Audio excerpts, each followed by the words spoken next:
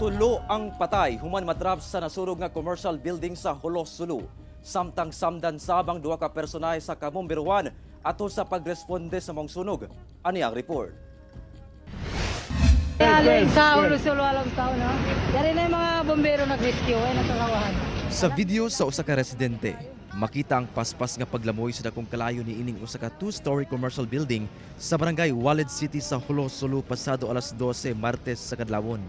Ang maong sunog gisaka sa second fire alarm status nga gilayong gipakgang sa BFP Hulos, Sulu. Nadeklara kining fire out human ang halos usa ka oras.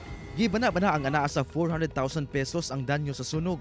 Apan sumala sa BFP Hulo, usa ka magbanay nga nagrenta sa second floor sa maong building ang patay atol sa sunog. Ang bana nag-edad 42 anyos, asawa 36 anyos ug anak nga lalaki 13 anyos.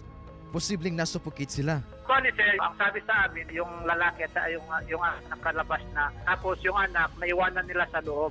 Yun ang pinalit na yun, hindi na sila nakabalik kaagad para masuk. Atol sa hitabo, duwa sab ka personahe sa VFP ang samdan diin ang usa nakaangkon og head injury diyang nagbungan og bahin sa kisame. Padayon kining nagpaayo sa ospital sa Zamboanga City, samtang ang laing usa nakaangkon og minor injury.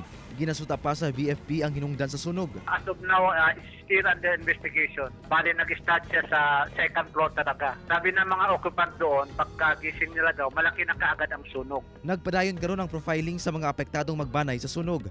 Ginasulayan pa sa GMA Regional TV1 Mindanao og kontak ang presidente sa usa ka kooperatiba kinsa nagdumala sa maong nasunog nga building. Efren Mamak, 1 Mindanao.